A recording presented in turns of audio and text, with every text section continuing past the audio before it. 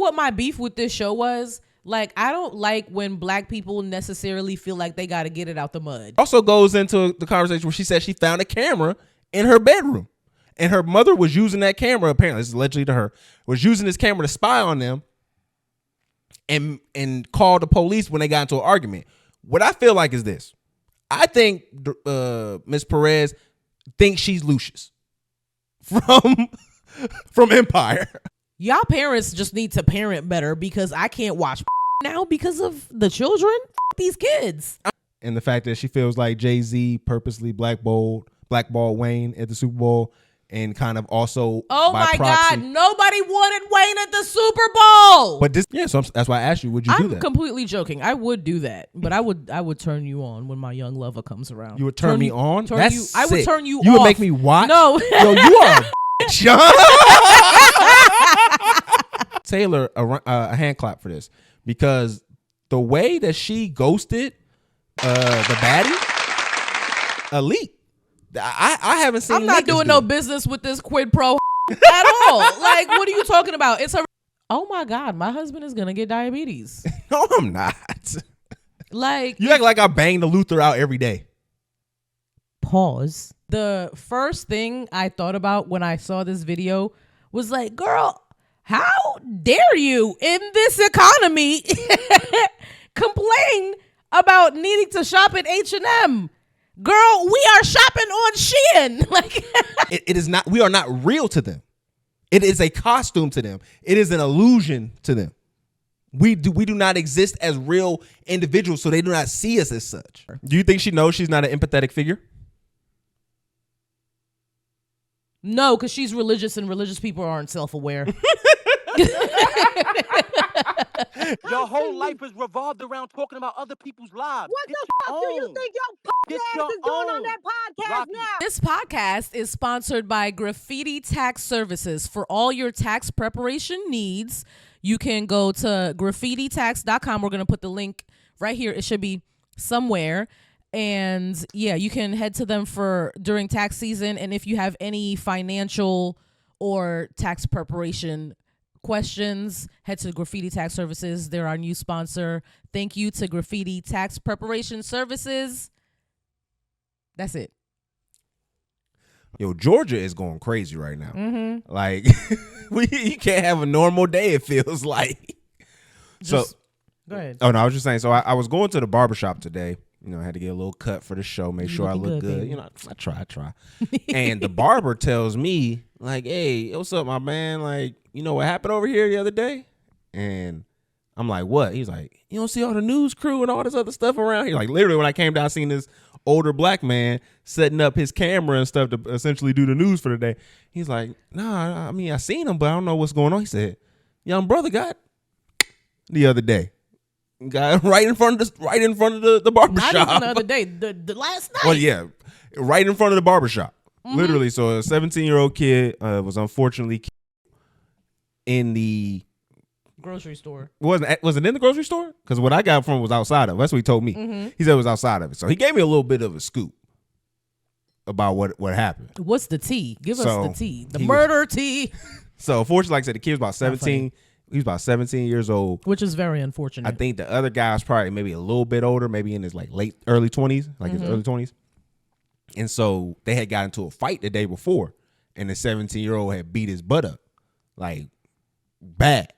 So the next day, manhood. Yeah, so the next day he came, and they got into it again or whatever. And basically they was trying to break it up.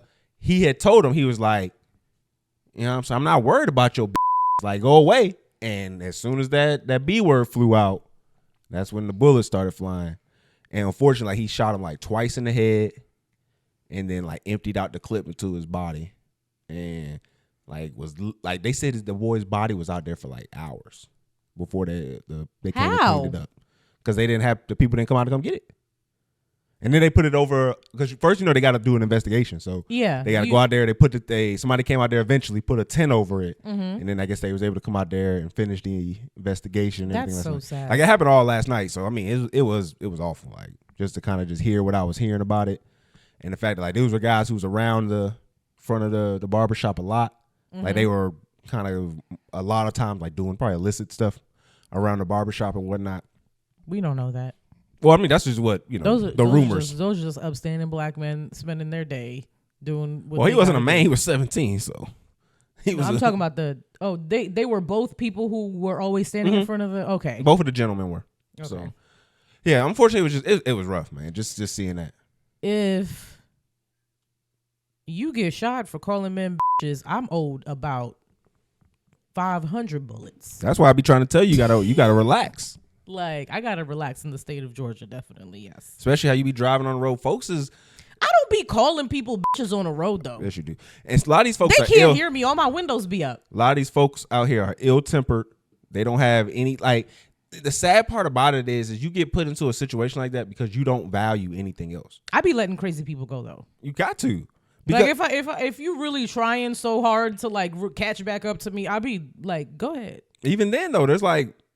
road rage incidents that's been happening where folks have followed you up and tried to make things even. Like me cutting you off in traffic is worth you putting a bullet in my vehicle. So I mean, it's really sad and insane. Like, and there's just been so many stories going on in Georgia. Like, I don't think people understand this. Like, there's too many guns here. There was an argument over a honey bun that led to a deadly. But it was like a 40-year-old dude and his uncle got into it. He ended up shooting. No, that wasn't over a honey bun. They were beefing for decades. they have had to been beefing for decades because there's no way you kill your uncle over a honey bun if you like that man. Okay, so yeah, he shot his own nephew, so he was the uncle. Yeah, he was tired of that little nigga. For sure. So, yeah, and the honey bun was the straw that broke the camel's back. No, okay, so there were probably several meals that he left in that fridge after a long day's work. He was looking forward to eating that meal, and that little nappy-headed nephew of his ate the food out the fridge, and that last straw, he had a little sweet treat that he was looking forward to. It was the other way around. Oh. It was the nephew's honey bun. Well, flip it then. He had a little sweet treat that he was looking forward to, and his uncle who just be laying on the couch all day, don't even got a job. You see how I flipped it? Yeah, destroyed that man. Hold on, I got the report here. It says, according to the police report, the suspect's father says the incident started when Michael Cowley, so that was the victim. It said that was confronting his uncle about eating his honey bun. The report says Michael asked Roderick, who was his uncle, for money to replace the honey bun, but the older man then began to hit him in the back of the head despite having a history of seizures and brain surgery. Oh my God. He was literally defending himself then to save his life. That's insane. That's what I would say as a lawyer.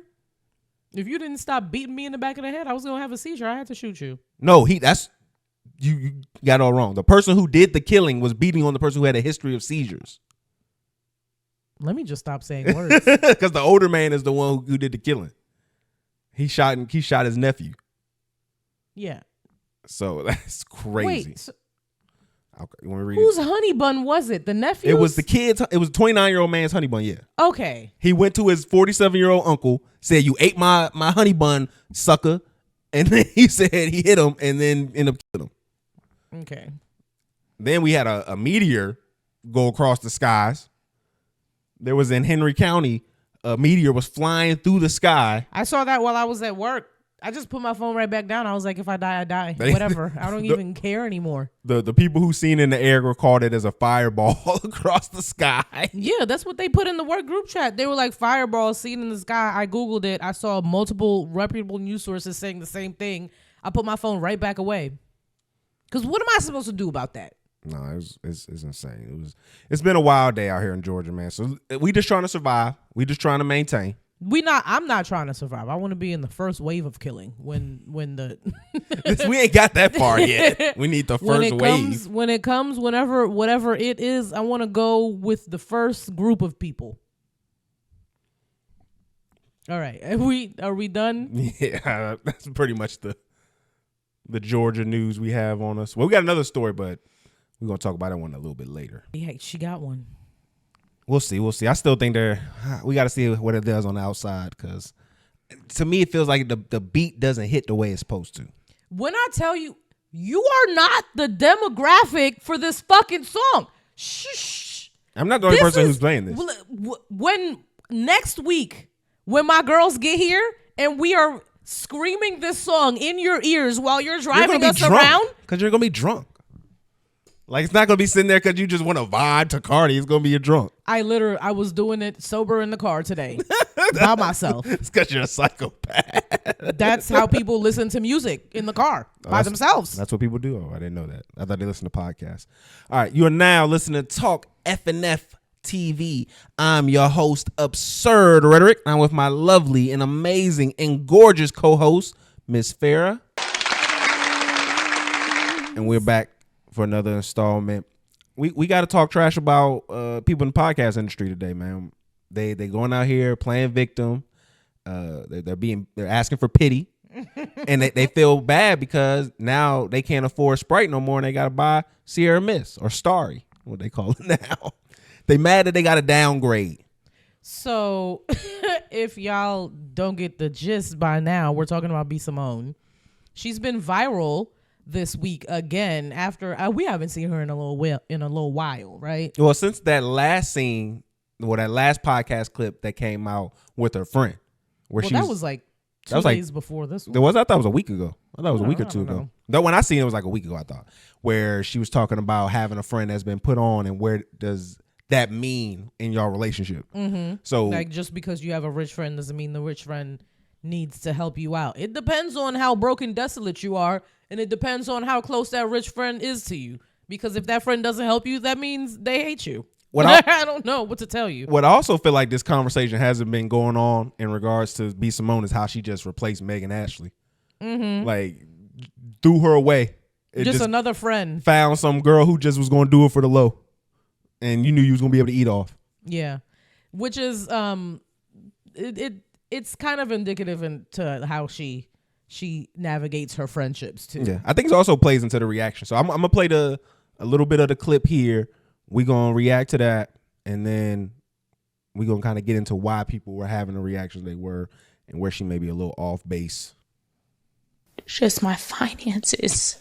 Like the tone. The budgeting. You see how I am nitpicking every little thing. I've never been like that. TikTok. We were in Bloomingdale's yesterday. I'm like, we have to go to H&M. Yeah. Like I notice it in me now, just nitpicking. And it's not even, I just don't have it like to spend the liquid. Yeah. I'm used to having liquid. I'm used to seeing a certain amount in my account. But you're shit.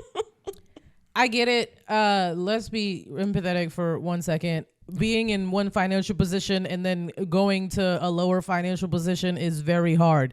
That's out the way. The first thing I thought about when I saw this video was like, girl, how dare you in this economy complain about needing to shop at H&M? Girl, we are shopping on Shein. Like, well, it's really funny. The girls are shopping on Alibaba. Like, what do you mean? No, it's really funny when you have this conversation that she was having before the pandemic and everything with Nick Cannon, and you say something like this. Can't have a 9 to 5. What? Why not? You don't want to have an honest job? I mean, he could be a hustling entrepreneur. So you want him to be you want CEO status? Yes. Okay, he can't So he can't clock in and clock out. No. Damn, B. Simone. Just my finances. So she needs a nigga that's a CEO because she needs support. Obviously, you can't manage your own finances, because I remember when she was going through this breakup, she was telling everybody how she had the close friends was popping. She had a whole bunch of remember the book she plagiarized that she put out. She was talking all of this big mess about how her trajectory was going to the moon.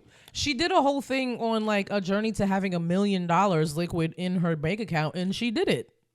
And so what I think what was going on with her is she did what a lot of creators was happening with them during the pandemic, was they overestimated themselves and overestimated their value. They didn't realize, hey, people are stuck inside, and that's why they're watching me, and not because I'm actually really this popular. Mm-hmm. You were just what was on the TV that everybody had available for them at that time. And instead of understanding that, which I think a lot of people who we see still are doing good and successful now are doing, they didn't overextend themselves thinking that, oh, it's only going to keep going up from here. And I think she's feeling the brunt of that, because like, I don't believe the fact that she's quote unquote, she's not broke. She just can't spend money the way that she was frivolously because the income is not matching what it used to. I don't believe any of it. I'm chronically online. At this point, I'm jadedly online. I don't believe anything I see on the internet. If it's going viral, I believe you planned it. I believe y'all sat down and you were like, girl, tell this story that makes me look crazy as your friend. Because it's provocative and it'll get the people going. And that's exactly what it did. And then after, you were like, let me cry about being broke while we're in a recession. That'll be rage bait, chef's kiss rage bait. I feel like B. Simone has been internet famous for a very long time. I feel like she grew up in the era of like virility and like clout chasey shit. Yeah. And I feel like she has a good clout chasing formula and it works for her. And if she wants things to get clicks, then she will doctor up a situation where that'll happen for her. Do you think she knows she's not an empathetic figure? No, because she's religious and religious people aren't self-aware. That's got a point there. Like she wore booty shorts to the church, and all the religious people that she trying to get behind her was like, girl, what the fuck? Well, she was trying to get them behind her for a different reason. I have to pull up the outfit that she wore. I'm just gonna type in B. Simone church outfit, and I'm sure it'll pop up. Well, the reason why I asked that is because it seems to be like she plays into that a lot. Where even when they were doing the breakup, I remember her trying to act like, oh, it was like this hard decision she had to make breaking up with Megan Ashley. Mm-hmm. And I just feel like she doesn't understand when you try to play that like tough CEO boss chick, like nobody's going to have empathy for you. It's like Israelis asking us for empathy during the bomb ratings now. It's like, no, we seen what y'all was doing to people. We're not going to have empathy when you are now that person who's getting the effects. So I just don't think anyone can see her as an empathetic figure. Look at this lady leading prayer with no pants on. She didn't put no stockings on. No, she has. I think she has stockings. Oh, on. okay. Like, geez, Louise. I think she might. Oh no, I don't think she does actually. Going to the church meeting with raw thigh meat, just full upper thigh, just right here, like you, at the church, 2 centimeters from the vulva. She be rage baiting because there's no way you are a church goer and decided to go to church with your labias out. Like, I'm not falling for none of y'all shit no more. I don't believe you. I see what you're saying. I to me, I just feel like she has to have some type of self-awareness to understand that people don't like her by and large. I think she has a small group of women who like aspire to her because like she brings a lot of courage to mid women. So women who are like kind of like maybe like 5s, 6s, and 4s, she gives them a lot of confidence. And I think those are like that's like her real core fan base. But everybody else just hates her. That's what I get. I don't know about hate, but I just I don't care for her too much. I used to watch her YouTube channel because her and Pretty V are like very funny together. Like that's the new girl? No, that's the skinny light skinned girl that be doing the Jamaican accent, standing on her counter in the kitchen, dancing with like the like miscellaneous outfit on. Mm-hmm. You know who I'm talking about? I think I have an idea. Yeah, well, I want to ask. They're good friends. Why do you think B. Simone doesn't get the same kind of love from like the streamer community that Drewski is? Like, why aren't? Because she's not as funny. You think so? Yeah, Drewski is funny. I always felt like she was like really selfish. Drewski don't miss. I feel like Drewski opens himself up more to people than she does.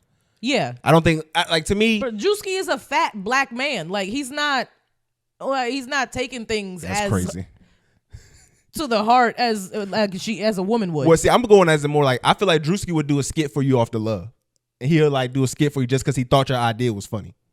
I don't think B. Simone would work with you just because she thought you had a good idea. That's what I feel like with her. Like her, she's very much so. I'm getting all the profits from. She would take the joy out of any kind of work that you would end up doing with her. That's what she seems like to me. Because I've known girls like her, and they're insufferable. They really are. I can't speak to like what I think her personality might be like as a professional at all. But I feel like she's not as successful because she's not that funny. I'll give her whole like cadence. A lot of people stole the whole baby girl. Like that thing she ate with the tone switch, and that's what I'm gonna give her. She had her moment. I think what you gotta understand is when you are a woman of color in this space, being likable is far more valuable than being a successful boss. And I think she just learned that the hard way. Like the stuff that she did, if you was a dude, people would let that slide and say you being like a real one. But when you do that to other women, that brings a stain to you. I don't know. It wasn't like she kicked the dude off her show. Mm-hmm.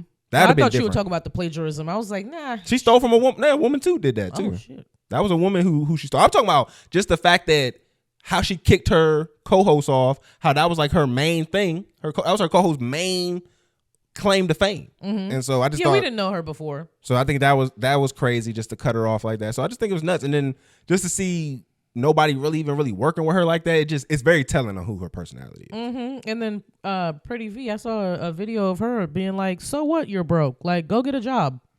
And that was supposed to be like one of her best friends, so they probably fell out too. I don't know. If you keep falling out with all your friends, you're the problem. I heard some pretty good advice for somebody said to be Simone what she should do.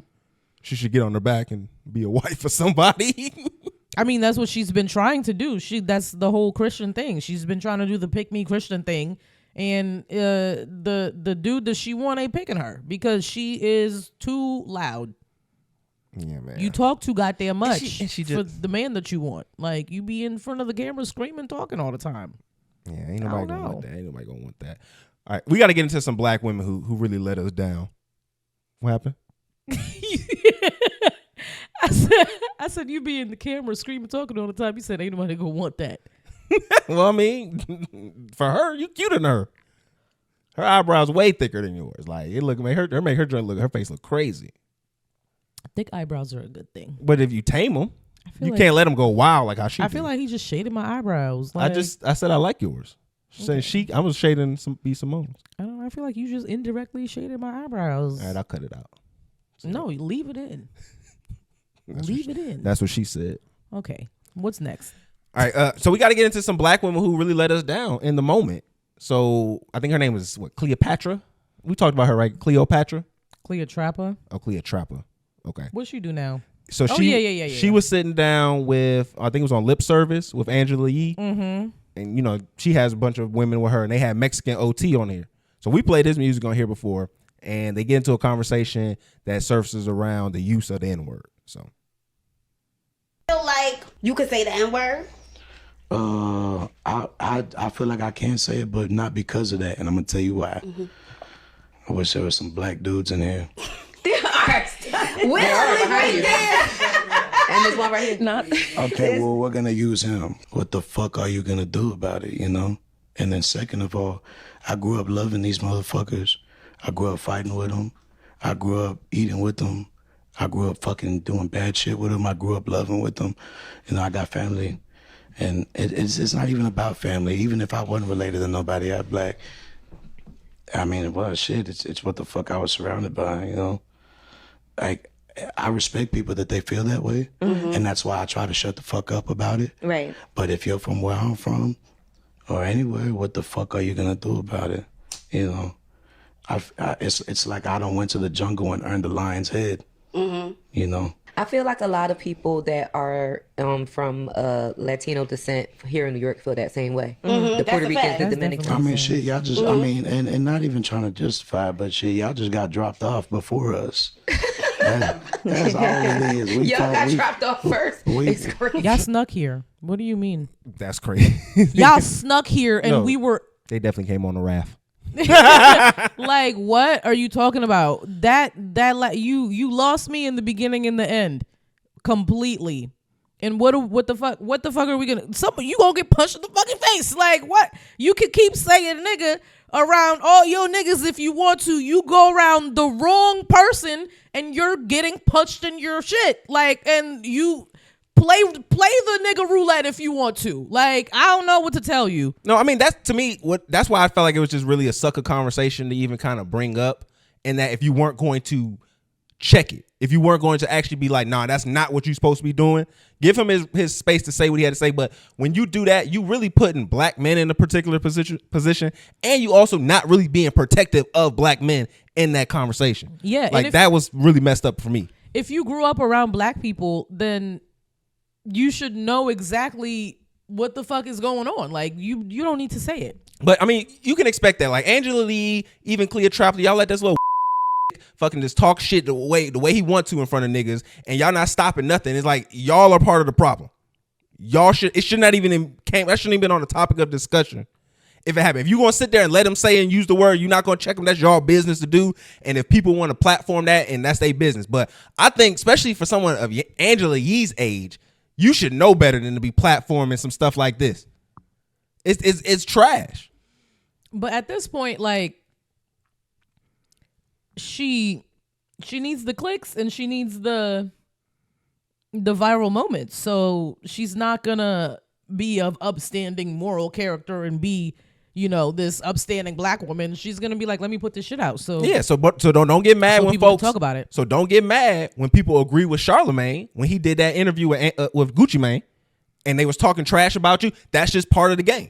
Because she went on a whole little diatribe where she felt like she didn't feel protected and all that. Mm-hmm. And then I remember there's a little rift on the show about that she said she wasn't really cool with him doing that. So don't have that sentiment and then go out and do this kind of behavior on your show. And if that only black man that was in that room comes out and was like, yo, I feel like you put me in a fucked up situation where either I look pussy or I put my hands on somebody and potentially get put in prison for being the aggressor, like, it's fucked up for me either way, and you put me in that situation. Yeah, if he comes out and says that, then I'm gonna agree with him. To me, like, again, you use the language in front of me, I'm gonna act accordingly. What I can do, if I can get away with putting hands on you, I might do that. Mm-hmm. If I have to go to and just lead the environment, like I said, I've had situations where it did not behoove me to try to defend my respect and honor in that situation when someone used that word.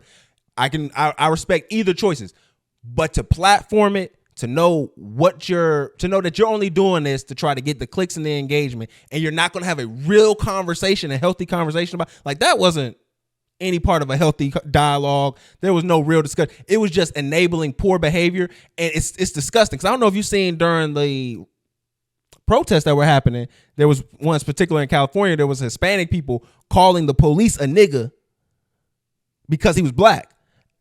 And I'm just sitting here like, how do y'all feel as though we supposed to convince our people that this is a conflict that we both should be engaging in, but then you're using this kind of language and disparity? But then if I called you a or a or a or any kind of name under the book, it's gonna be a problem. Mm-hmm. Now you're gonna be ready to fight. Now you're gonna be ready to do all this X, Y, and Z. But if you use our word indiscriminately and think just because you have an attachment to poverty that gives you access to us, no, it does not. That is, just because you're poor and a dirty Mexican don't mean you went through the same struggle black people went to. Do you think that black people reclaiming the N-word the way we did gives other people like a flagrant confidence? No, feeling like they can say it because we've repurposed it on our own? Yeah, for sure. Because they think the way that we have sold out to it, essentially, because we put it into our music, that's how they interpret it. They think, oh, because they are saying it in their music, they're selling it to us. Now we have a right of access to it. But that goes to, they see us as property. They see us, the things that we do, our slang, our culture. They see this or things that they can purchase, they can buy, they can return. They have access to. Yeah, they feel like they have. It's not even just access. They feel like it is a commodity for them to engage with. Something that it's a toy that I can put on the shelf when I'm done with. It's something that I can pull always back out anytime I want to join it again. It is not, we are not real to them. It is a costume to them. It is an illusion to them. We do not exist as real individuals, so they do not see us as such. So the whole N-word conversation is funny because I've been seeing, so there's this rapper in South Africa, or musician. I don't know if he's a rapper or not. I don't know what you call him, but his name is Baby Diaz, I don't know. But he put out a song and he used a slur. So it's basically akin to the N-word in South Africa. But in South Africa, they have not repurposed, they have not re-empowered or anything with the K word. We're not even going to say it because from everything I've said, from everything I've seen, you can't say that shit. So we're just going to say the K word. You got to remember, like, South Africa is like 30 years out of apartheid. So that's like being in Reconstruction and us calling each other niggas in Reconstruction. Yeah, so that is just not a thing that they do. It's seen as very taboo. It's seen as like forsaking your ancestors and the things that they went through. So you just don't say that shit, and it's not cute and it's not empowering. So he used the word in a song, and now he's being charged with like a hate crime because it's hate speech. See, that's why it's funny when y'all talk about we don't have free speech over here in this country, because could you imagine our government coming in and grabbing up somebody for using the N-word? Kanye would be in jail. Oh, for sure. All them tweets about all them slurs that he was throwing at so many different groups and demographics of people, Kanye would be put under the jail already if that was the case, if we didn't actually have free speech. How did he use the word? Like, he just, like, as a descriptor, was he using it like nigga, or how was he using it in the song? I heard the song. I don't know like how to use the word in context, but like he said it in the song, and it was very like you could clearly hear it. So it was a problem. And then so I'm looking into it a little bit more, and then apparently there was a reporter in South Africa that went on an expletive-filled rant who also said the K word, and this person is doing 2 years in prison. That's wild. They are not playing games with that word down there. I mean, I can see it as a bit of an overcorrection because of how crazy apartheid is. It's like, how you gonna throw me in jail for using a word, but you still ain't took all these folks' land yet, young? Like, why? I think we got our priorities messed up.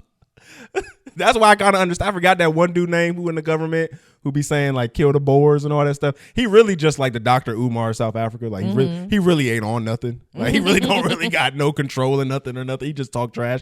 But I just be like, that's where you feel like a dude like him where it's like, well, yeah, if we over here controlling our speech, but you ain't took no land yet for real, what are we even having a conversation about? We just trying to dress up racism instead of actually battle it. They're grasping for power where they can get it. It's not even a grasp of power. It's just like putting a bow on a piece of shit.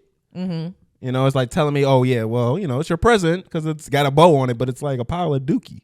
What the hell I'm supposed to do with that? Speaking of what I'm supposed to do with that, you know, we ordered some wings the other day, right? It was a Caribbean restaurant, remember? That we had got the wings and you got that pasta or whatever. That was really good. And them fritters so were hitting. I get the wings that come to me and they have this, I think it's ranch. Like some really like clear ranch. Some really clear ranch. You heard what this, you just heard what this man said. I thought it was like really whipped. I'm thinking to myself like, okay, this might be all right. So I dip it in there and I eat the wings with it on there. And I'm like, not too sweet, but there's a little sugary taste to this. Like, what's going on? So I asked her to take some of it, and we kind of you already like 3 wings in at this point. No, I was only 1 wing in. Don't do that. But I killed the wing because the sauce, it was kind of good. I was like, this is pretty. I thought it was, you know, sea nigga sauce. So I'm just saying, I'm thinking it's like some special sauce. I tasted it's full icing. It's icing. Like cake I take icing. one little pinky. It's icing. Like they have other things, I guess, that you put icing on. Accidentally grab that instead of the ranch and put it in the bag. And this nigga like, first of all, off immediate, you open it a little clear, not ranch. No black specks, not ranch. Thought it was whipped. You smell it, it's sweet, not ranch. Not gonna lie though, it doesn't even look like a whipped item. Icing, I don't think is whipped.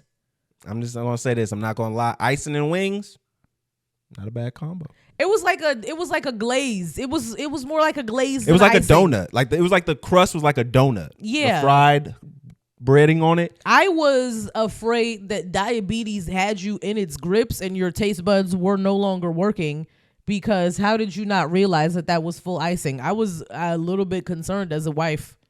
It was like a Luther but wing version. You ever had a Luther before? No. Because why would I have had anything that is close to what you're describing? What is it? It's when you take a donut. So it depends on what you do. Nope. You could cut the donut in half, or you can use 2 donuts as buns. Nope. And then you make a burger with bacon and cheese, and you use the buns. You've consumed that before? I cut the donut in half. I didn't use 2 donuts. It was on the Boondocks. On that episode where everybody was like getting diabetes? When they had the itis? Oh my God, my husband is going to get diabetes. No, I'm not. Like. You act like I bang the Luther out every day. Pause. Oh, that was wild. And Luther was, oh my bad. Yeah, that like was what? Bang the Luther is crazy, my bad. That's crazy. Let's move on. So your girl Nicki Minaj has been going on a Twitter tirade once again. I didn't see that. Didn't see that either. She's been discussing the idea or furthering the idea that ROCNATION has been plotting a conspiracy against her. So Hip Hop DX wrote an article regarding that. So a lot of things that she's kind of making claims of, it starts like with the Super Bowl and the fact that she feels like Jay-Z purposely blackballed Wayne at the Super Bowl. And kind of also, oh by my proxy, God, nobody wanted Wayne at the Super Bowl. But what she feels like is this: if Wayne would have been at the Super Bowl, she would have been at the Super Bowl, and they could have had that moment together potentially. I mean, yeah, if Wayne was at the Super Bowl, then they would have had their little Young Money reunion, probably. Yes, but Wayne, vocal cords no longer work. His vocal cords look like his locks hanging on by a thread. Okay, his breath control. Not there. He doesn't even sound like he's speaking English anymore. He sounds like what's his face from the Wild Thornberrys. He looks like him too, though. Both. Like, can we stop talking about this? Like it was an actual rational thing that Lil Wayne was going to headline the Super Bowl. He can't speak English anymore. Continue. So she in her most recent tirade, she went in to say that. She talked about, Demore Haley.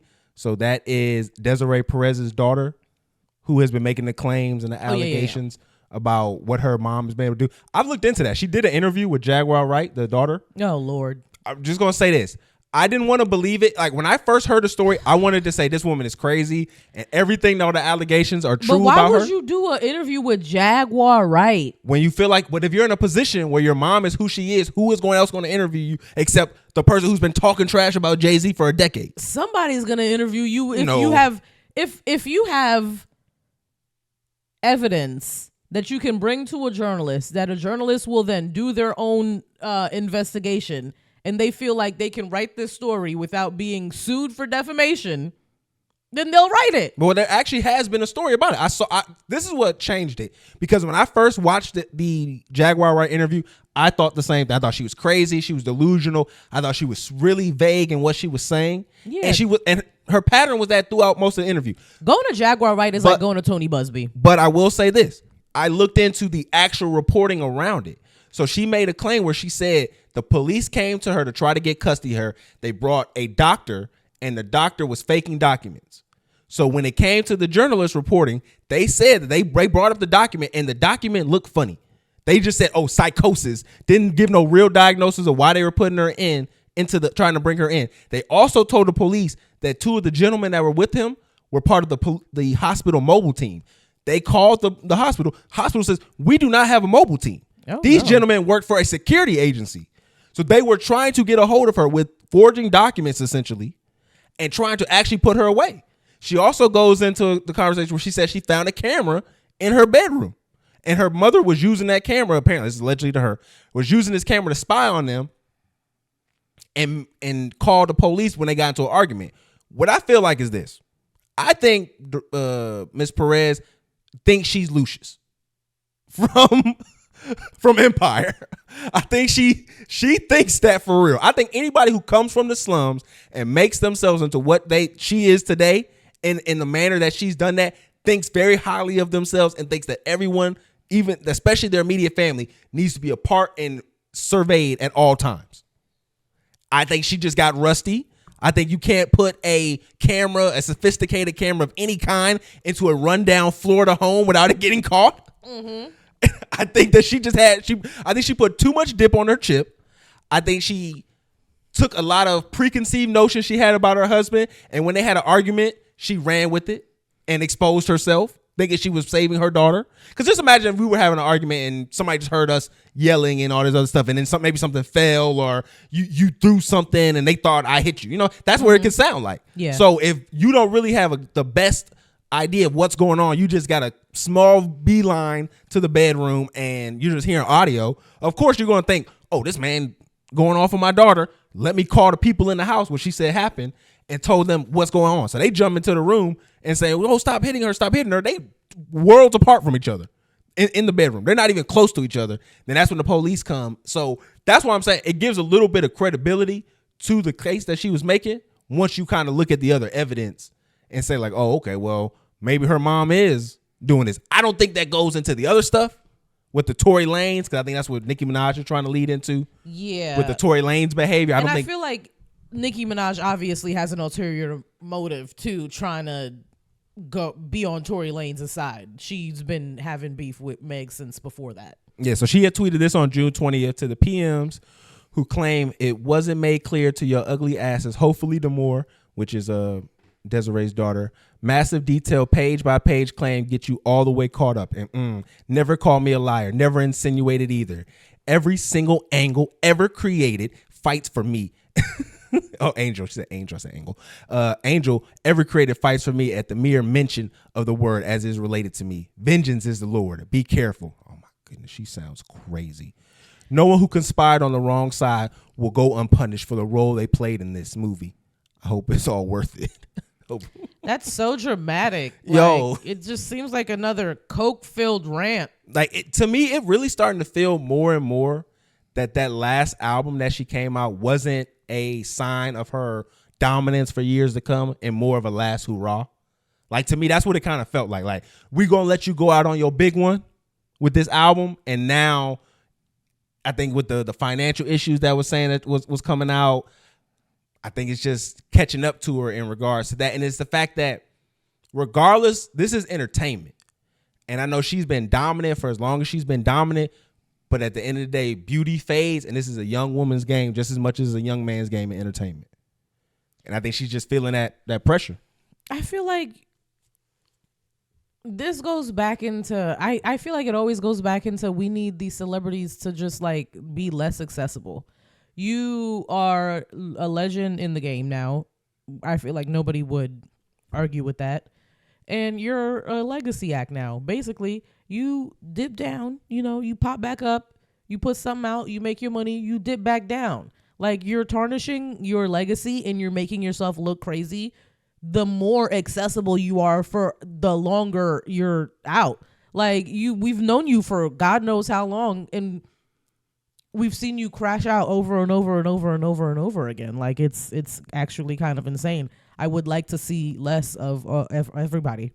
I think it's also kind of funny too. Like after her rant, Jay-Z then performs for the first time in a while in Paris. They also have Cardi B at the location when this happens. Mm-hmm. Then after that, Cardi releases the trailer for her new album. So like all of this happens kind of like in conjunction. I don't think it was like sitting here planned, because she did drop that Outside song before this all this happened. So I think she said she didn't even want to drop it. Yeah, I could tell. It feels like she didn't want to drop it. That's exactly what I was going to bring up to you, because it feels like there's an outside push to make Cardi be like, hey, no, you have to get her out of here now. You have to make sure that your reign for the next decade is solidified at this moment. I don't think they're trying to do that. I don't know. Cardi hasn't put an album out in how long? I think that's part of the reason. Like, I think if they were trying to make her dominate, then she would have the best writers, the best producers, the best camps, and things would be being pumped out. But that's not the case. But she said on her own standpoint that people have changed in Atlantic. So there's been a lot of turnover in regards to Atlantic. So I can just imagine if she isn't feeling comfortable, she's been one of the most insecure celebrities we probably had in the last 30 years, 40 years. So I can imagine. Extremely when it comes to her music and a bunch of other stuff. And so I can imagine that prior team was trying to get her comfortable. We switch over now. Now the whole office is no longer in comfortable mode. We don't want your prime, so-called prime of your career to continue to be on the same trajectory as Nicki, because you don't want it to be like, oh, Nicki eventually falls off, and then now you only got 2-3 years of dominance. I think it's irrelevant to try to compare it to Nicki. Like, this conversation has been being had for so long, like the comparison between Cardi and Nicki. Like, I feel like, are they really having those conversations in the offices? I just can't wrap my mind around that. I mean, that's what she keeps claiming. She is very convinced that Roc Nation, even Atlantic, have been conspiring to basically bring her light down in order to shine on others. Like, that's where her biggest claim has been. And that's interesting, because the only instances where I can remember Nicki's light being dimmed are of her own doing in the past couple years, like her being on Queen Radio and saying a bunch of crazy shit, the beef with Meg, the Bigfoot thing, the lied on your dead mama, lied on your, like, she was just like, it was just crash outs that diminished her light. It was nothing else. It wasn't the music, it wasn't the rollouts, it wasn't the marketing behind anything. Like, it was literally her just being herself.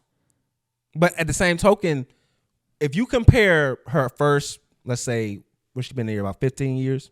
Been in the game about 15 years? 2010. For so long. So let's just say 15 years. If you look at her first 7 years, she didn't have really much competition. There wasn't anybody. She didn't have any competition at all. So just imagine you've gone through the large portion of your career, probably 50 to 60% of your career with no competition. And then next thing you know, there's all of this competition around you. You're going to feel like it was for you. It was to take you down. When I think she made a easier pathway for women to get into hip hop. That's exactly what it is. All these bitches is her sons, for real. Like, all of these rappers who are now Nicki's competition were growing up listening to Nicki. At one point, Nicki was the only relevant person, female rapper, that they had to look up to. All of these women were Nicki Minaj fans, whether they want to admit it or not. Like, all of them have interviews from back in the day where they talk about Nicki Minaj and how much they love them. And I feel like instead, they are not Nicki's competition. Like, that's such a weird conversation to be having, because we're not having conversations talking about Travis Scott being Jay-Z's competition. That's stupid. But that makes no sense. Jay-Z's not active like she is. She's still active. She is still active, but Jay-Z is still kind of active too. Not like how she's active though. She's literally just coming off a tour. Who's active? Like Kanye. Kanye's still active. Nobody's having conversations talk about, anybody is Kanye's competition. Kanye is Kanye's only competition. But I think it also comes to, so I just feel like it's a weird it's all of it is weird. Like, we know for a fact that Nicki is a legend. She's up here, everybody else is down here. As far as, like, you could put like Nicki, Remy, Lil Kim in that same box, but as far as like Lotto, Meg, Cardi, all of them are her sons. Doja, Doechii, every single one of these girls are her sons. But she's for sure. But you got to understand, she's not going to feel like that, because you got to. She does feel like that. No, she's not going to. Not that her sons, but she's also going to look at them as competition still. Like, she's going to look at them because regardless of. That's what I wish was different. I mean, at the end of the day, regardless of her cachet or where she's accomplished, they are still going to be fighting for market share. They're still going to be fighting for people's times, people clicks. So at the end of the day, that is your competition, especially when you were getting the lion's share of it because nobody else competed with you. Nobody else had the budget you had. I feel like Nicki should be more confident. But you also got to take. She has the cult following that you think more confident? You think she isn't?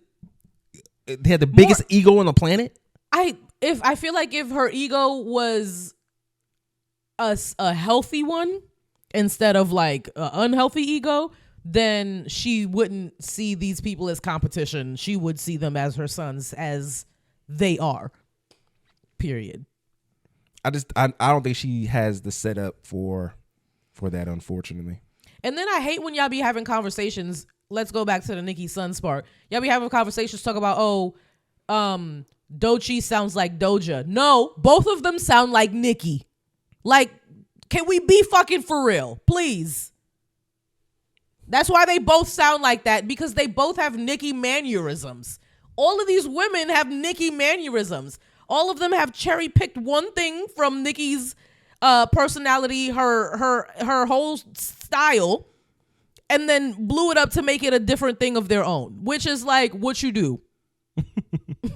So I think I figured out my issue I have with like New Yorkers per se, specifically New York men, but New Yorkers in general.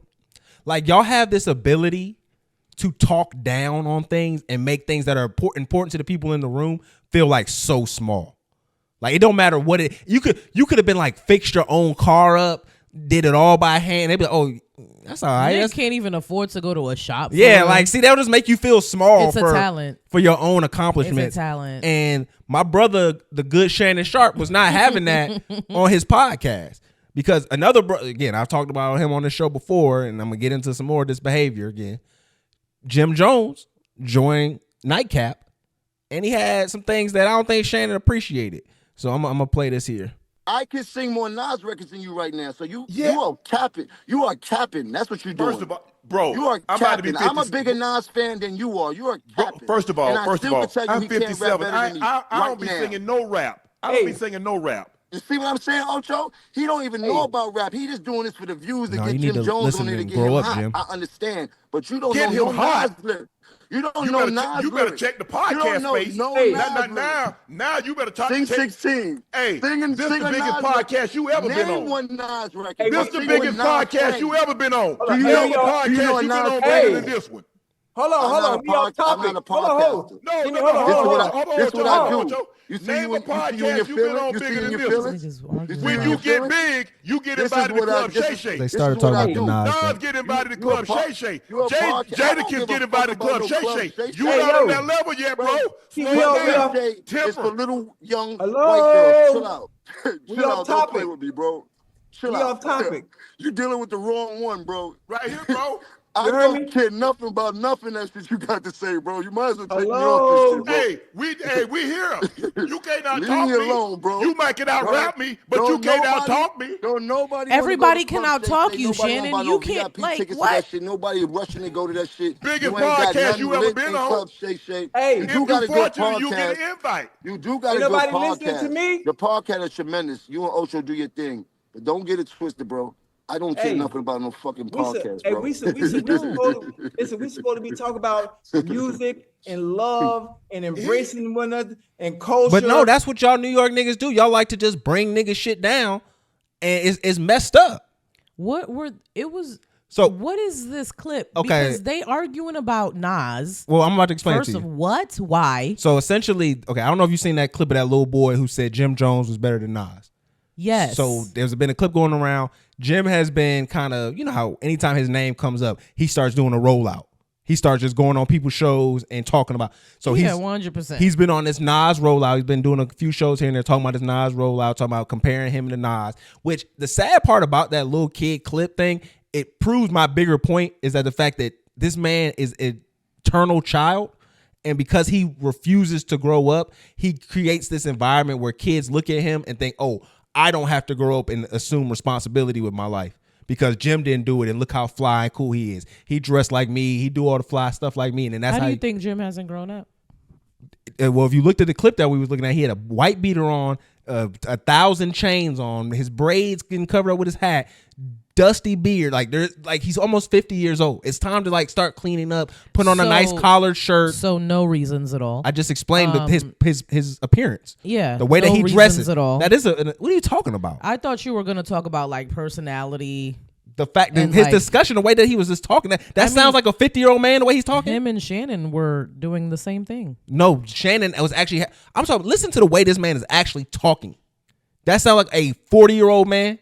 You think that sounds like a conversation between 40-year-old and 50-year-old man? Conversation between two men, and that's the problem. That's the problem. That's that baby boy shit. Both of them are trying to swing their nuts, and they both sound stupid as fuck. No, bro, this nigga Jim is on that baby boy shit. This nigga is the Jody. Both of them are 50-plus-year-old men on podcasts yelling at each other, yelling at cameras because they're not even in each other's presence.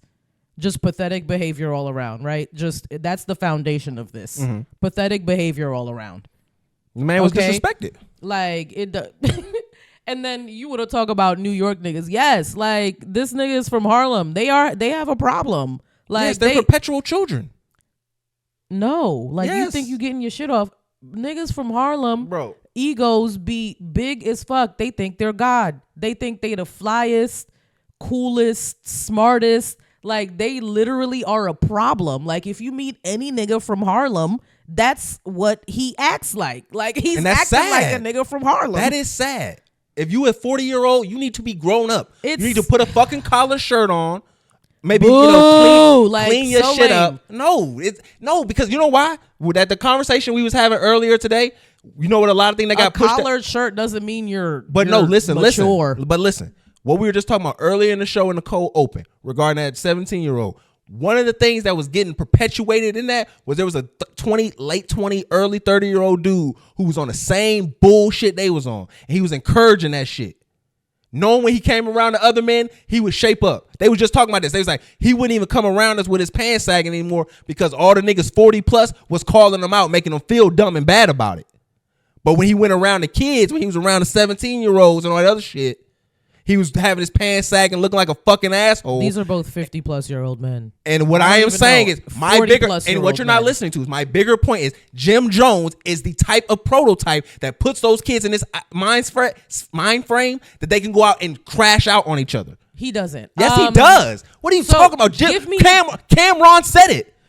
When he was talking to Shotty and all them, when the whole 6ix9ine shit was going on, he was a large part of that. This nigga, no, because you know how I feel about these fucking clown ass niggas who destroy our fucking community and think they can just be cool as fuck. Destroying our community. Yes, he is, man. Like, the fact that he is you're making it so serious. The fact that these both kids, of these niggas are old and pathetic on camera yelling at each other. Shannon Sharpe is old as fuck. Literally always on camera talk about not wifing women, this and that, blah, blah, blah, perpetuating what? Black men. Not violence. Black men. Not violence. Black men not being in their homes, creating broken homes. How is he perpetuating that? It's a bunch of like. How does he perpetuate that? How does he perpetuate that? Every single interview that he does, I'm not dating women of a certain age. He doesn't want a woman that's his age. He wants a younger woman. Like all of the like player shit is he falls in that box. Like if you want to call one of them, both of them are immature in this. That's what I'm saying. Both of them are immature and pathetic. Both of them are way too old. One of them is not more immature because he's from New York and you have a whole New York vendetta. Like what the fuck are we talking about here? Like you are trying to make it seem like one of them is such a what? Yes, Shannon is more stand-up person to the black community. Shannon is not an upstanding black man. He was just accused of sexual fucking assault. What the fuck are you talking about?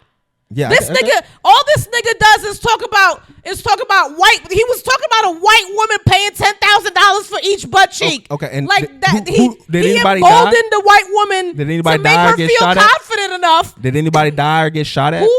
Who? I just told you he was part of the 6ix9ine shit. He was the one giving green lights. He was telling niggas we need to violate Shotty. Like, what are we talking about? This man is a gang member who is a poison to the community. Shannon is a freaky boy and will get his day in court. Both of them are poisons to the community in like their this nigga own ways. Cameron even said when he was going on his rant, bro, you be fucking up the kids, bro. Both of them are like, what are we poisons talking to the about? Community in their own ways. Like, you see his man Cameron got a suit on every week doing his show, trying to at least act like the shit cleaned up. And this clown ass nigga fucking the same age can't do it. It's a fucking problem.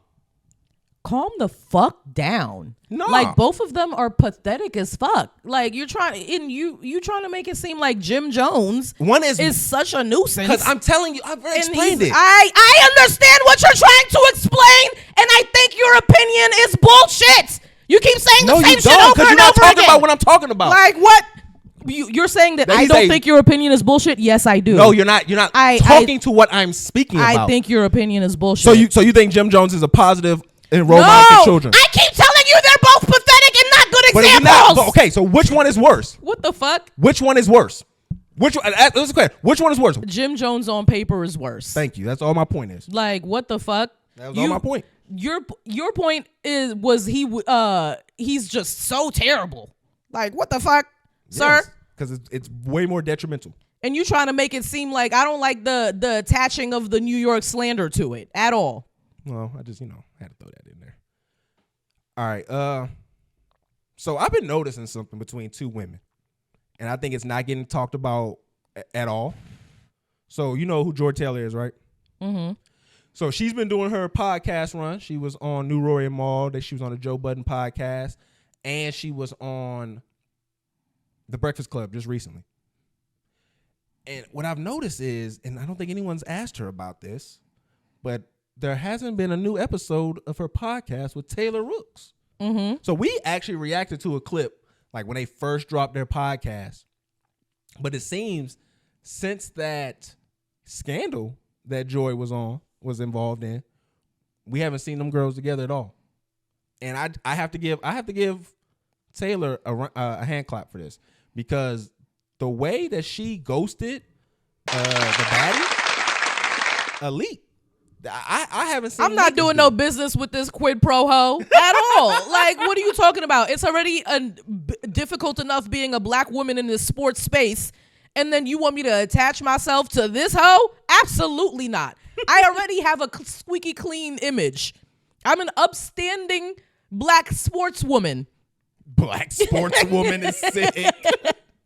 And it's going to remain as such, period. I like that. Like I haven't seen her speak about it. I haven't seen her say anything about Joy. And it's just, to me, I gotta respect it, man. I've always been jealous of Taylor Rooks. I'm not gonna lie. I've been jealous of her because we're around the same age, and her journalism career just like skyrocketed. I think a larger do by how pretty she is, but the chick know how to move. Like she is savvy as hell. One thing I can definitely say about her. But I thought it was really interesting, the fact that nobody has been asking Joy on these podcasts about what went out at Fox. Like how does she feel about the lawsuit? Like Joe completely dropped the ball. Are they allowed to ask her about it? Is it that she maybe can't talk about it because of legal reasons right now? No, I don't think so, because Charlamagne asked her a pretty good question regarding it. And she got an answer. So this is Joy on The Breakfast Club, and Charlamagne, I don't speak to your journalistic integrity too often on this show, but at least you had the cojones to wake it up. So one thing I love about you, Joy, you did not shrink when shit got hot. Mm-hmm. Was that intentional? You like, I cannot let them see me sweat or shrink right now. Yes, it was intentional to show up as I did. I'm not an unintentional person, particularly when it comes to what people see from me publicly. But when you know yourself, it's easier to continue to show up as you are. Mm-hmm. And there's always going to be things that happen in life, that happen in this business, that happen when you're a front-facing person. And when you get into the business, that is the risk we take. Of putting ourselves in front of the camera, of putting yourself out there, that things at some point might not be the best for you. Mm-hmm. And yeah, I mean, what's meant for me is still coming. Mm-hmm. So I won't say that there were not dark times, but I'm very blessed to have an amazing family and amazing friends and mentors and an amazing team and people that know me and have known me for my whole life, mm-hmm. reminding me of who I am and what I deserve. And I'm really grateful for that, because even when there are moments of doubt of what it is you deserve or what it is you're capable of or what it is that you know, how you should show up in the world, when people are there reminding you, it's important. So I'm grateful to have an amazing group of friends, an amazing group of like just support around me. But yeah, everything's intentional. Is it hard not to address? No. No. Yeah. I've never felt compelled to litigate that. Mm-hmm. Genuinely. Did you feel betrayed at all when everything happened? I have felt a lot of different emotions. I think it's a grief process when something like anything like that happens. Yeah. I'll say I've been through a lot of traumatic things in my life. A lot. And I think anytime you go through a trauma or, grieving period of something, you can't decide who you are when it's happening. Yeah. And that. So I want to just say, because again, I spoke to this regarding Charlemagne and just the line of questioning. Like, that wasn't hard to do. No. You didn't have to say, oh, well, how about the CEO? No, you just bring up the conversation in the manner of how did it affect you in that moment? Mm-hmm. And like when we were bringing up Joe, we was talking to Joe Budden about it on Spaces and why he didn't bring it up. And his mind was, he said, my mind wasn't even in that space to think about that. What do you mean? That's you what should I have had it written down. I was like, your mind wasn't in that space. I was like, oh, nigga, you ever since you got that $900K, huh? You too rich to even think about that kind of stuff anymore, huh? He started laughing, but that was my main thing, because he even said the only thing he really wanted to ask her, he didn't ask her, was he wanted to ask her how she feel about Jason Whitlock saying he could beat. Remember when he talked about the peanut butter bosom and all that stuff he was talking about? You know Jason Whitlock, the fat sportscaster we talk about. Mm-hmm. And so he basically insinuated that he could beat. And so that's what Joe wanted to ask about. That's so scary. Like, jump scare. Like when a nigga who could never beat is confidently saying that he could, nigga, you couldn't touch me with a 10-foot pole. Oh my God, I'm so scared. Should I call the police? I don't know. Jason might have got it done. Like, what? But I just think that there's too much of this friendly stuff going on, trying to make her feel comfortable and all this. No, wake it up. Have a conversation with her, because that's what people want to hear. Granted, I can't tell a man who be a journalist. Well, these guys aren't journalists. This is what what's his face was talking about when he was like, these podcasters don't be journalists and they need to not be. Yeah, I mean, because it's just essentially, at least for Rory and Maul, it was a vibe. Yeah, Elliot was right. It was a vibe for them, and to me, even if you don't consider yourself a journalist, your inability to articulate that question so that it feels comfortable for the environment shows your lack of. And while, again, I can't really say shit to Joe because he got $900K a month in his Patreon and stuff, so you can't really say that as an entertainment. You can still say things to Joe. No, you can. It's not, but you can't say it in a critiquing fashion to make the show better. You know what I'm saying? You can only say it as in you're robbing the fans of that conversation, because nobody cares about what Joy Taylor got going on unless you're talking about the scandal. Mm-hmm. Same thing would happen when he had Ruby Rose on there. Nobody cares about Ruby Rose. Ruby Rose is a rentable on OnlyFans. If you're not talking about Drewski at that particular time, there really wasn't much else to talk to her about. Mm-hmm. Or like one of the other men that she has dated. Yeah, I mean, or talk about her getting boned. She was a minor. Like those are the only things people wanted to hear her talk about. Like, name names, ma'am. We want names. Give me a list. You can. I mean, if you do the math, you can. She told us who she was when she was 16. So, but no, I mean, like, that's my problem with it. And I think that's what one of the main reasons I wouldn't purchase the Patreon is because I just don't feel like there's enough of that. Like, I feel like if you come, like when you come on to our show, you should feel like you're going to have some questions that you're going to really have to sit down and answer. Mm-hmm. We're not going to jump on you. We're not going to try to berate you, but I'm going to berate you. I'm kidding. She probably will, especially if she doesn't like you. But I want to still be able to have conversations and be open and fluid about that. We don't have to be direct. I think that comes to our skill in the space without having to be direct. Mm-hmm. It's just like trying to get some, nookie from a girl, but you don't ask her. You just do things to make her want to give it to you. You don't be a loser about it, Yeah.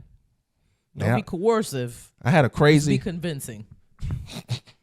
I had a crazy experience. I had a crazy experience I thought was almost AI. I thought I had got. What happened? So I got a phone call from my dad, and like he didn't say hi, or he was like, "What's your social security number?" And I'm like, "What?" Like in my head, I'm like, "Father?" Literally in my head, this probably was like 2 seconds in real life. But I went through like this whole, is this my dad? Is this artificial intelligence? Then I was like, is this a test? Like, are they like, because there's no world that I would ever imagine that my father would like do me wrong in a situation like that. Like, if that happened, my whole life would be completely crushed. You would have a crisis existentially. Yeah, like if you would have said my mom was doing this, I'd be like, okay, there's a world where I can see that happen. She has desires, but my dad, 5%. My dad, there isn't I couldn't imagine my dad wanting anything enough in the world to do that. But I ended up figuring out that it wasn't AI because after I gave him the social security number, because I just felt like I had to pass the trust the metric. I gave him my social security number, and then I hear my mom in the back because I'm like, my second question after giving to him was, "What was that for?" And then my mom goes, "It's for some money when we die." I'm like, oh, definitely okay. not AI. And then she goes, "Yeah, see, he ain't worried about all that. He happy to hear that." I'm like, I'm not happy to hear that. I'm just glad to know y'all not trying to like mess me up, or this isn't a computer. Mm-hmm.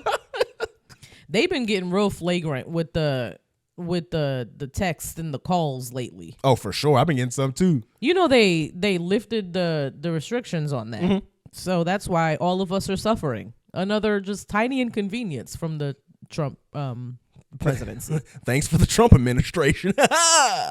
I get at least 6 spam texts a day. I feel like my mom uses my number for stuff that gets spam because I get her name, but I get text messages. That's wild because she could just use a fake number.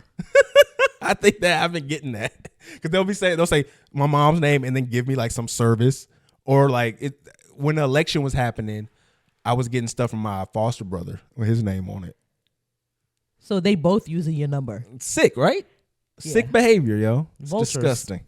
Or it could be like, Leeches. or it could be like because my information can be found and they just see that we're associated, that it could be another reason why. Mm-hmm. But That might be. It has been getting insane. We're going to talk about some more of the Trump administration later too, man. He's some sickos. All right, so we did watch Ironheart this Tuesday, and I just feel really bad because of how this show has been getting, like the treatment it's been getting. Mm-hmm. Because it's been really good. It wasn't a bad 3 episodes at all.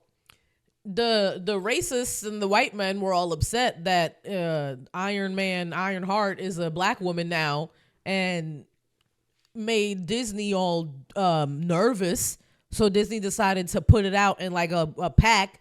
And then we watched the 3 episodes and they were amazing. Yeah, it was actually really probably one of their better shows. It's in a while, since Agatha all along. Yeah, Agatha was really good. But I feel like because of how long they've been doing this and now they're actually starting to get really good at the shows.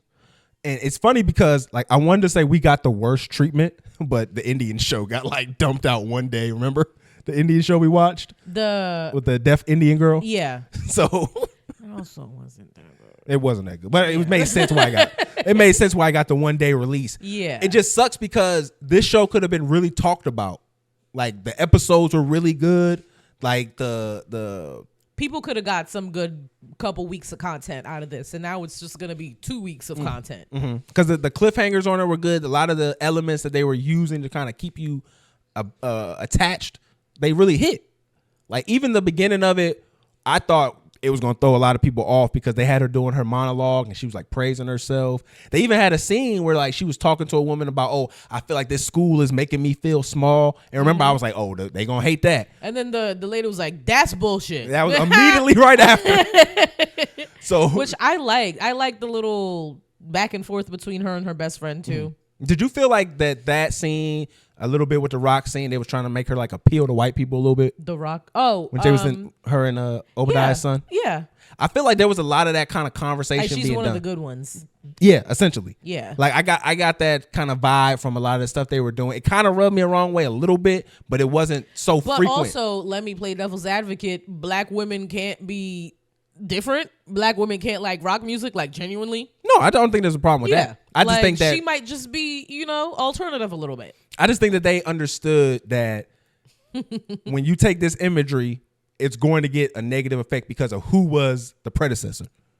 And it's not like it's going from Iron Man to like Tom Holland's, how people felt with the Spider-Man. Yeah, and Iron Man was like the white man pinnacle. Like even the way he cut his beard was like audacious. Like all of the white man's audacity was in Tony Stark's like haircut.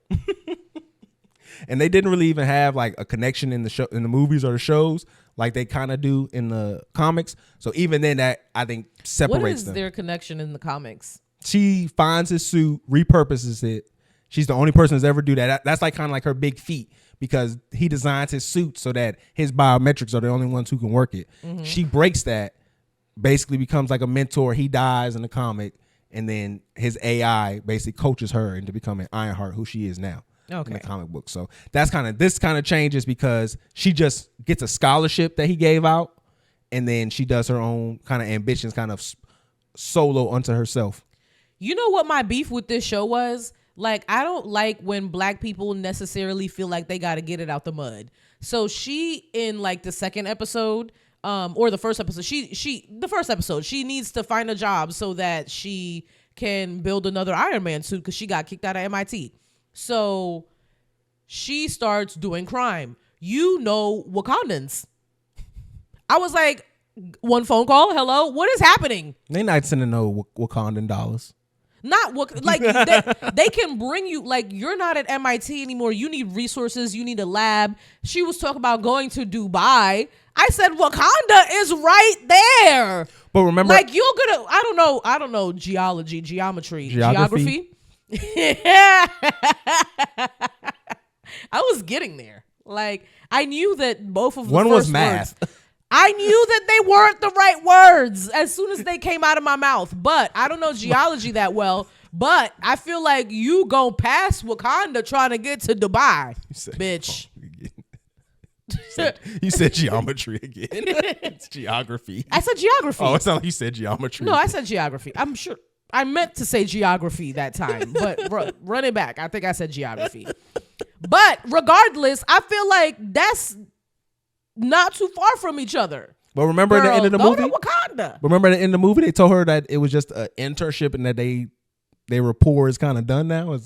We don't have any more. Nah, they not just gonna leave her hanging. They said we ain't got no more use for you. Nah, I feel like if she asked for the Wakanda scholarship, they would have gave it to her because Black Panther is a black woman now. No, they flew gates. She an African woman. One of my favorite parts of this of this show is the way that they play with the character's hubris. Like, has a super big ego.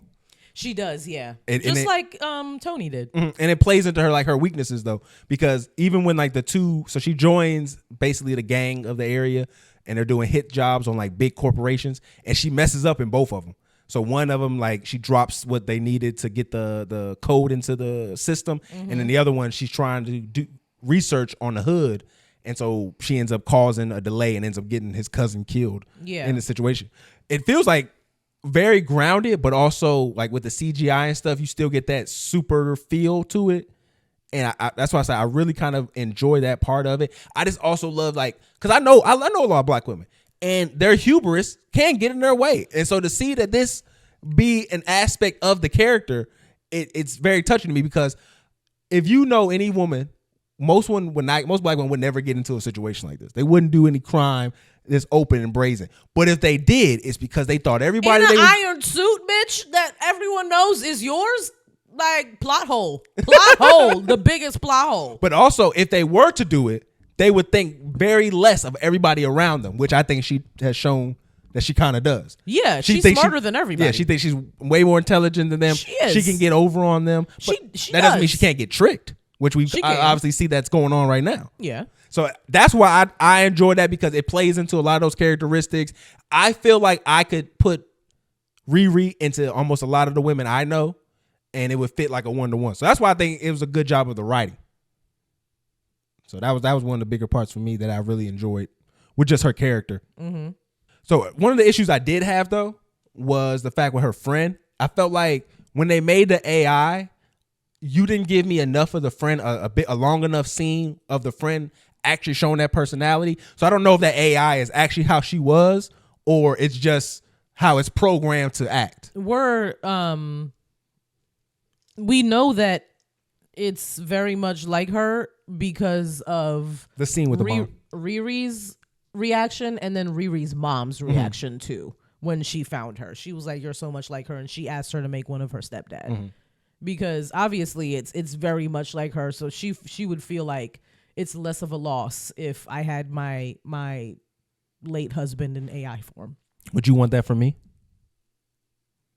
No, I'm getting some young dick when you die. Young, that's insane. Yeah, you wouldn't want an AI version of me to continue to talk to? Can I turn you off when I'm getting a young dickin'? No, I'm kidding. Yeah, I'm gonna just blow the house up, yo.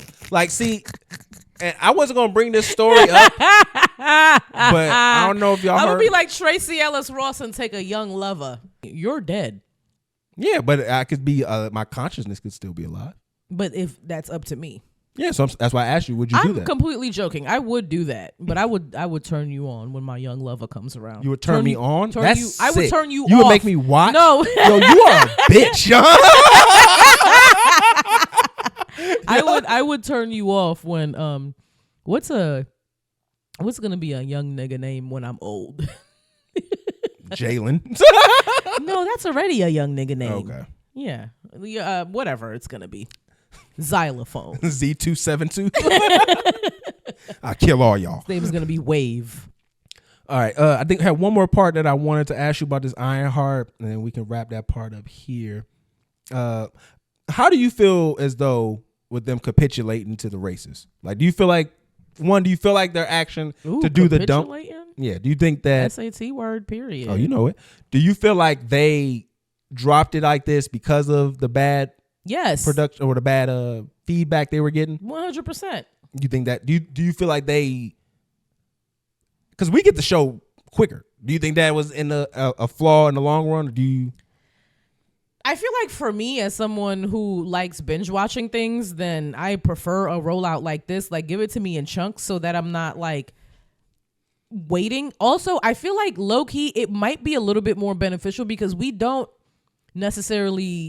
haven't gotten anything of just Riri as Ironheart with just by herself. We've only seen her in the last Black Panther movie, right? So maybe giving us 3 episodes at a time grasps us faster than one episode would. Then maybe somebody would fall off after 1 episode, but if there's 3 episodes available, then you're gonna watch all 3 of those episodes. And if you do watch all 3 of those episodes, then you're gonna be invested in the story and you're gonna be invested in Riri as Ironheart. So maybe it might have a positive effect in the long run, because I didn't expect to like this show as much as I did. Like, I was literally half paying attention the first half of the first episode, and then by the 3rd episode I was like fully like upset that there was no more left for me to watch. So yeah, to me, I feel like it's better for her and the character to have that long extended week to week conversation about the show, and I think that helps her just as a individual actress and getting her name and her face. Because my fear is after next week the conversation around her stops. And yeah, until we see her again. If we do, like, is she going to be an important part of Doomsday and all? Because her name wasn't in on any of the paperwork. You know what I'm saying? They haven't announced her as being a part of that. Like, so I hope at the end of this we get like a post-credit scene of her meeting like Kamala Khan and Hawkeye and all them, like the new Avengers essentially. I hope she gets like that introduction into them with them, and we kind of get either. Because they're getting too old now, where they need to do something with them. There's probably going to be a scene where they are going to be trying to stop her. I don't think because she is a criminal. She is currently a criminal. I think by the time that the show ends, it's going to be clear she's no longer a criminal. Yeah, but I think she's already turning right now. I think there's going to there has to be a scene where she is perceived as a criminal by law enforcement or another hero or something like that. Like, it has to happen. I think she's gonna. Well, I think that may be the part that it might be short lived, but I think it has to happen. Well, I think that may be the flaw of the actual Marvel TV brand, and I think that may be the one thing that has been negatively affected all of them, because we haven't had that. I think the only one, Hawkeye, was the only one we actually had where another character came in and they had an interaction.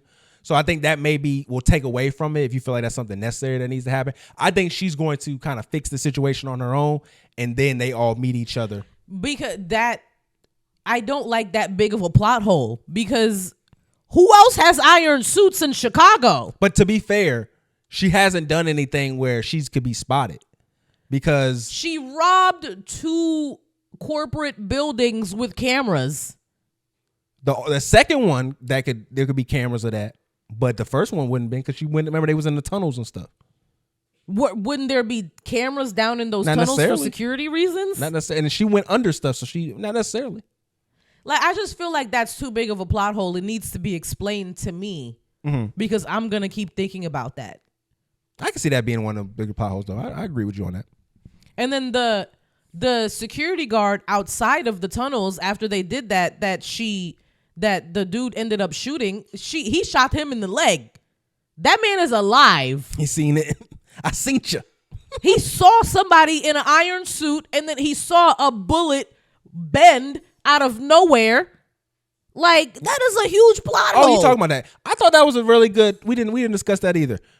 What did you feel about the fact that the gun made her have that kind of like PTSD type of situation? Oh, the AI. I thought no, it's her too. Both of them have it. Both of them. Remember, they both was freezing up when the gun happened. I think it's necessary. I think it's a. You think that's like a metaphor? You know what? I feel like also like her best friend obviously is like, she is able to be herself because of all of Riri's memories. So she's going off of all of that. She's also just glitching there and stopping because that's where like Riri's memory of her ends too. Like she knows that like that was just like a horrific thing. I don't think she even understands why.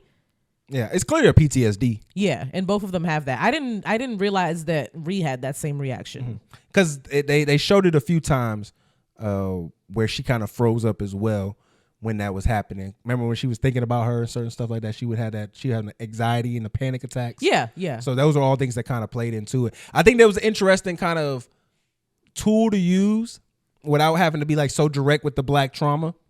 To be like, that is, even no matter how smart you are, how successful you are, you too can still be ended by the gun of a white authority figure, and it would be the same as anybody else. Yeah. So I thought that was really good. And then it was just so scary. Like the mask wouldn't come back down. I was like, oh my God, put the fucking mask back down. But no, we want to recommend everybody to check it out. It's a good show. The last 3 episodes will be July 2nd, I believe. That's going to be the Tuesday. So, again, like a lot of stuff they just didn't do. Didn't get the normal Wednesday drop. It's getting on multiple episodes. So, it's like I said, support it. Hopefully, we can see her more in upcoming features because I think she's a really good actress. Also, I just want to let y'all know we are... Okay. We might record next week. We might not. I'm going to have friends here. We gonna figure it out. We definitely gonna figure it out.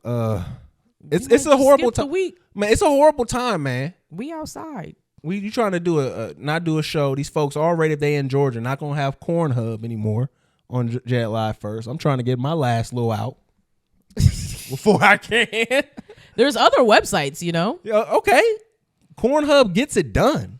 So and they just made a little beta feature where it's like they have what they call shorties. It don't even work that well. It's like TikTok. You can't even for corn. You can't like. It's the same 4 girls though. Mine was like the same 4 girls. Yeah, like I'm over here trying to stay in Ebony, and it's not keeping me in Ebony. I was like, I scrolled one time and left. I was like, this is it for me. Yeah, this algorithm isn't algorithming it. Yo, I kept getting this one Honduras chick that just like kept having these little stories play out in the. I'm like, good shawty, you all right? Okay, you make up a little too much, but can I get some brown? Can I get some brown in here, a little browner than you? So when you go on CornHob, you get this alert, this alarming alert. I screenshotted it. It said, "Did you know that your government wants you to give your driver's license before you can access CornHob? As crazy as that sounds, it's true. You'll be required to prove you are 18 years or older." Such as by I hate when people use such as. I feel like it's such like elementary school essay writing language. But let me continue. Uploading your government ID for every adult content website you'd like to access. We don't want minors accessing our site and think preventing that from happening is a good thing, but putting everybody's privacy at risk won't achieve that.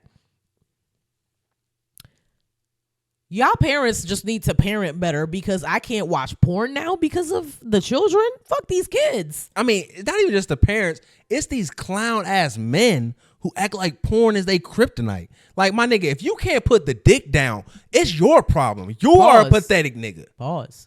I'm telling you can't put your own penis away because you keep beating your dick to oblivion. I promise you, I've had Saturday off where I beat my dick 5 times before noon, and I got the rest of the day done with. Before noon? Yeah.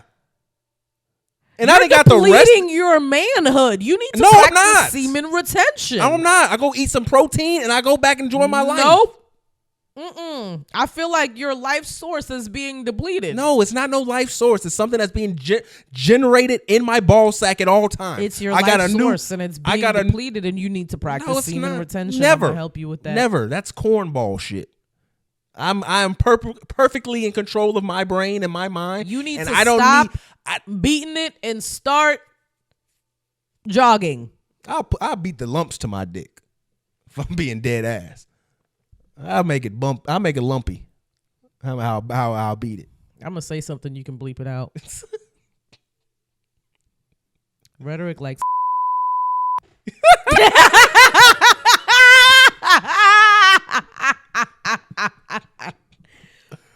It's the weirdest thing I've ever come across. This nigga don't like a lotion, not a baby oil, not nothing. Just dick, hand.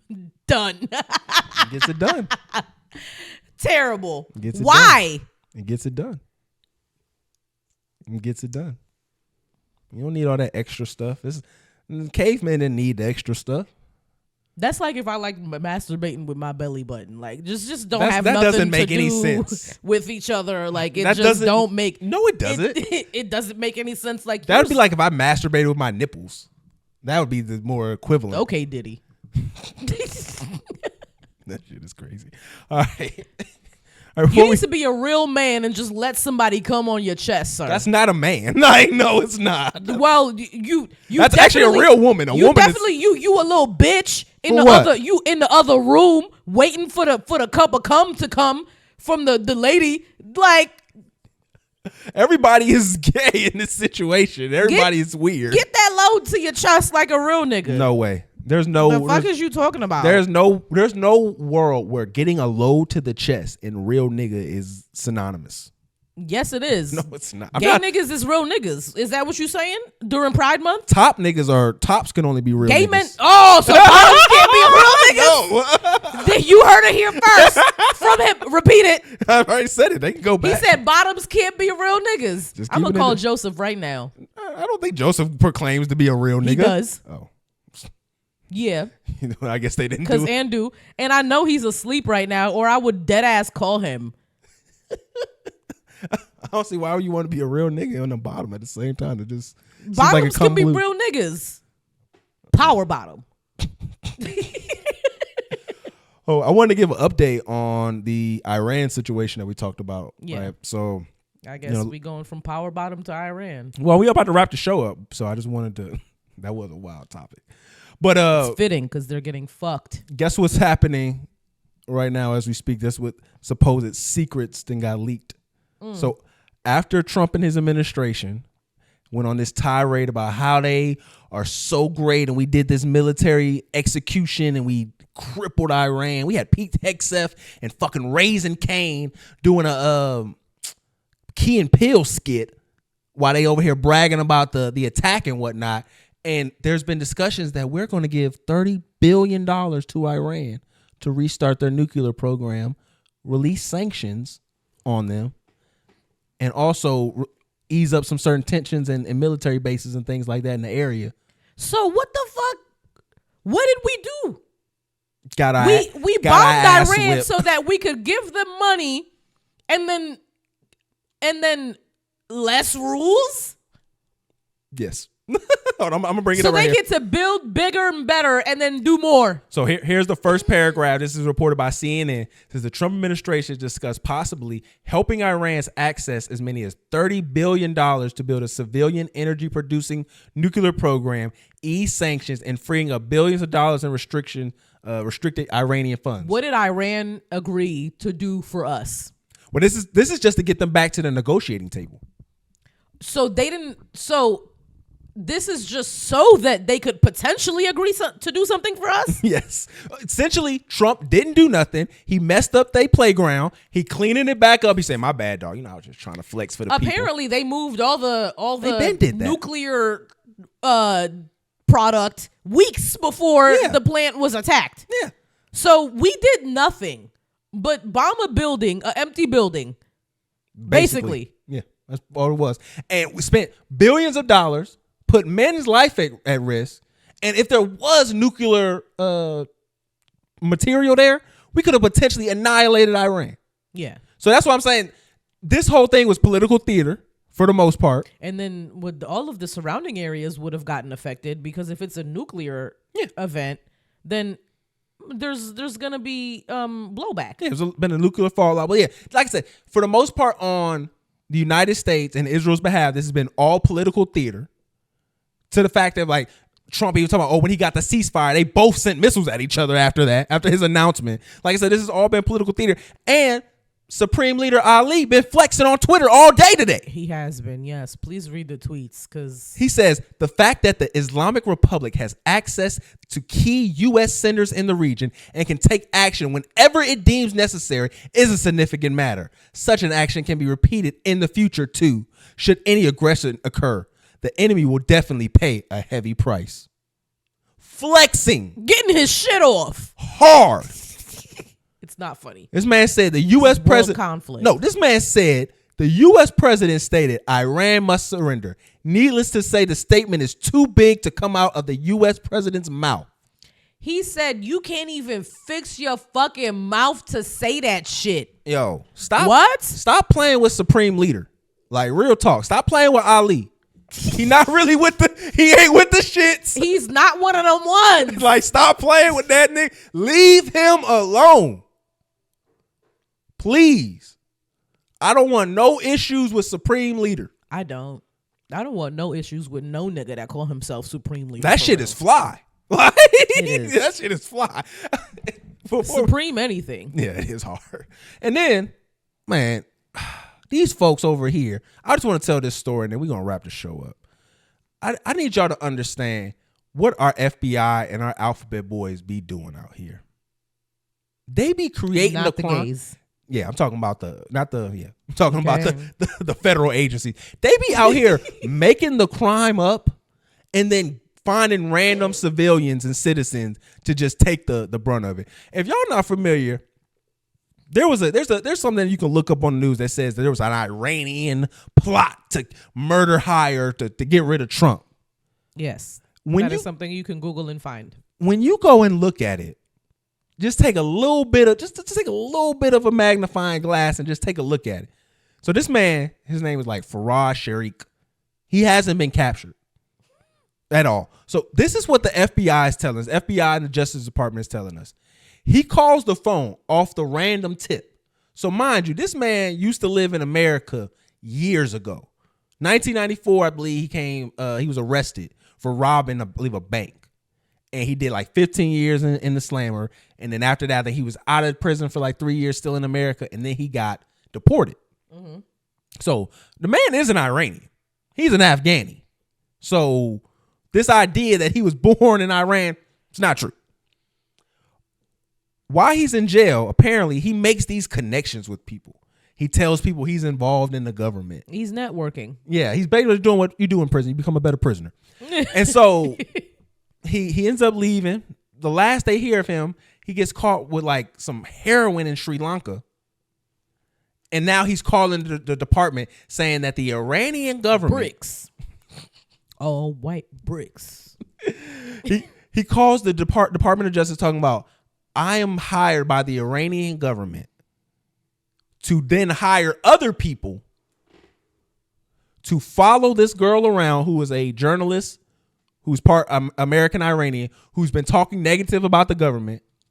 Apparently, he has given these gentlemen money to spy on her, buy weaponry. All this, it's like light stuff. Like all this stuff is like under $5,000 for the most part. Mm-hmm. All of these exchanges. For this one journalist. Yeah, for this one journalist, for these two individuals. Apparently, these two individuals were people he called up and was like, "Hey, I got a job from you." Conveniently, one just got out of prison the year that he called him.